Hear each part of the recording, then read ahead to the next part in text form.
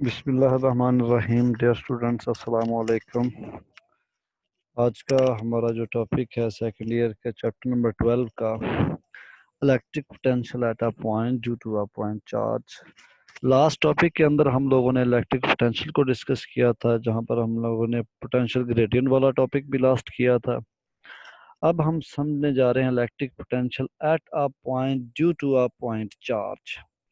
इसको अंडरस्टैंड करने के लिए हम लोग इस फिगर को जो है वो समझते हैं। इस फिगर में आपको ये एक टेस्ट चार्ज नज़र आ रहा है। लेट्स सपोज ये हम कहते हैं कि पॉजिटिव चार्ज है। अब पॉजिटिव चार्ज की वजह से यहाँ पर जो है ये इलेक्ट्रिक फील्ड जनरेट हो गया। अब हर जानिब अब यहाँ पर हम इलेक्ट्रिक फील्ड के अंदर एक इलेक्ट्रिक फील्ड लाइंस हम लोग ये लेट कर लेते हैं, सपोज कर लेते हैं ये इलेक्ट्रिक फील्ड लाइंस। इस लाइंस के ऊपर हम दो पॉइंट्स चूज करते हैं, एक को हम ए बोल लेते हैं और एक को हम बी बोल लेते हैं। अब ए जो है ये इलेक्ट्रिक फील्ड के अंदर है और जो पॉइंट बी है ये इलेक्ट्रिक फील्ड के बाहर है।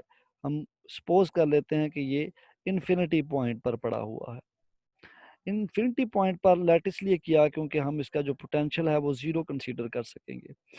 अगर मैं कहूँ कि ए का जो पोटेंशियल है, पॉइंट ए के ऊपर जो पोटेंशियल है इस चार्ज की वजह से, तो मैं कह सकता हूँ कि इसका पोटेंशियल वी ए है और इसी तरह इसका जो पोटेंशियल पॉइंट बी का जो पॉइंट पोटेंशियल है वो वी बी है। अब V sorry A point A का जो डिस्टेंस है फ्रॉम द चार्ज वो उसे हम कहते हैं कि आर ए है। इसी तरह पॉइंट बी का जो डिस्टेंस फ्रॉम चार्ज के साथ है उसका जो डिस्टेंस है वो आर पी है। और पॉइंट ए और पॉइंट बी के दरमियान जो डिस्टेंस है उसे हम डेल आर से डिनोट करते हैं। और पॉइंट ए और बी के जो मिड का डिस्टेंस है फ्रॉम द चार्ज के साथ उसे हम आर से डिनोट करते हैं, सिंपल आर के साथ। अब अगर एक मैं यूनिट पॉजिटिव चार्ज यहाँ पर लेकर आता हूँ और उसको मैं मूव करवाता हूँ फ्रॉम बी टू ए। अगर एक यूनिट पॉजिटिव चार्ज में लेकर आऊँ यहाँ पर और यहाँ से मैं मूव करवाता हूँ उसको फ्रॉम बी टू ए, तो मेरे पास कुछ वर्क डन होगा। क्योंकि आप लोगों को पता है कि इलेक्ट्रिक फील्ड जो है वो एक कंजर्वेटिव फील्ड है, इसी तरह जो इलेक्ट्रिक फोर्स है वो भी एक कंजर्वेटिव फोर्स है। अगर मैं उस चार्ज को पॉइंट बी से ए की जानब मूव करवा रहा हूँ तो भी वर्क डन होगा, उतनी ही फोर्स लगेगी। अगर पॉइंट ए से बी की जानब मूव करवा रहा हूँ तो तभी उतनी ही फोर्स लगेगी। ये अलग चीज़ है कि वर्क डन जो है वो पॉजिटिव में हो या नेगेटिव हो, वो एक दूसरी चीज़ है, लेकिन उतनी ही फोर्स उसके लिए अप्लाई करना होगी।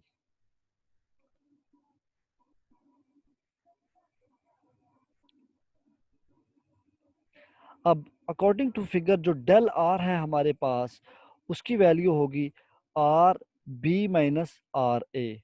यहाँ से हम आर बी की वैल्यू निकाल लेते हैं, डेल आर की वैल्यू हमारे पास आ जाएगी del R is equal to है आर बी माइनस आर ए।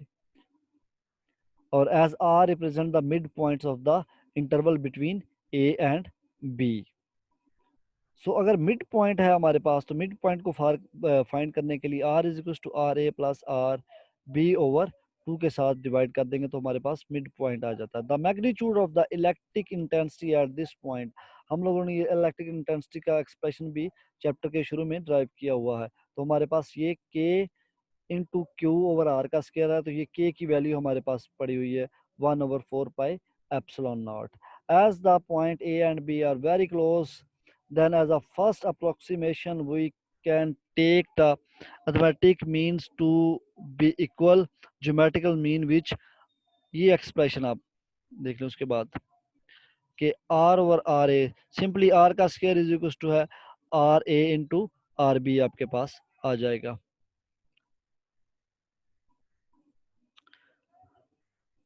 उसके बाद आप देखें क्वेश्चन नंबर जो है 12.33 कैन बी रिटन एज, ये जो आर स्केयर की वैल्यू है ये यहाँ इस आर स्केयर की जगह पर हम लोगों ने पुट की है, तो हमारे पास आया 1/4 पाई एप्सिलॉन नॉट इंटू के over R A into R B. ये आर स्केयर की वैल्यू इस इक्वेशन में हम लोगों ने पुट की है 12.33 के अंदर पुट की है। Now a point unit positive charge is move from B to A. अगर हम चार्ज को बी टू ए मूव करवाते हैं तो वर्क डन होगा जो कि इक्वल होगा टू द पोटेंशियल डिफरेंस जो वेरी कर रहा है बिटवीन ए एंड बी के दरमियान। तो हमारे पास potential A minus B is equal to है minus E into R A minus R B, यानी कि चेंज ऑफ आर हमारे पास डेल आर पड़ा हुआ है और ये चेंज इन पोटेंशियल पड़ा हुआ है हमारे पास, जो कि पोटेंशियल ग्रेडियंट से हम लोगों ने एक्सप्रेशन निकाला था। Del V is equal to है minus E into del R. ये वो एक्सप्रेशन है जो लास्ट टाइम हम लोगों ने निकाला हुआ था। यहाँ पर क्या किया कि जो माइनस साइन था अबव इक्वेशन में उसको अप्लाई कर दिया अंदर, तो ई इज इक्वल टू है sorry V A minus V B is equal to है E into R B minus R ए।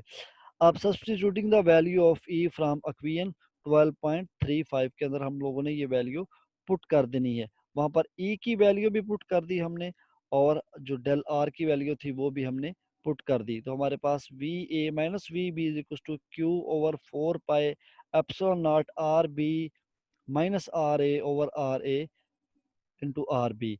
यहाँ से हम लोग क्या करेंगे कि इसको अरेंज करेंगे, अलग अलग कर देंगे R B over R A into R B minus R A over R A into R B.